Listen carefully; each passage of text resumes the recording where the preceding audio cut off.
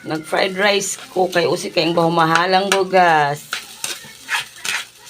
Ako ding shout out sa akong kapatid Jinjin kanya. So palitin akong bugas inday. Mag-chat ko ron. Maglaba ko sa ila.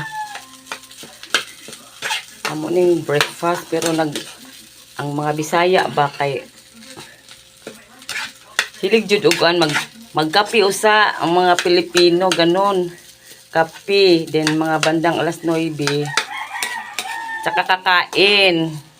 Kaya maaksaya tayo sa pera, sa budget. Hindi kagaya sa mga ibang lahi na sa umaga kung anong lang, mag-coffee lang, then mag-bread. Tayo talaga iba eh. Tayo mga Pilipino iba. Dubli-dubli yung kain natin. Meron pang merienda sa alas 3, sa alas 9. Kakaloka. Maaksay sa pera. Pero lang tayo mahirap lang tayo. Kumbaga sa secondary class lang yung ating pamumuhay.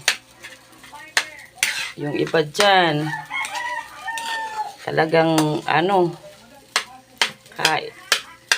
yung kape sa umaga pagkagising, meron pa yung tinapay. May keso.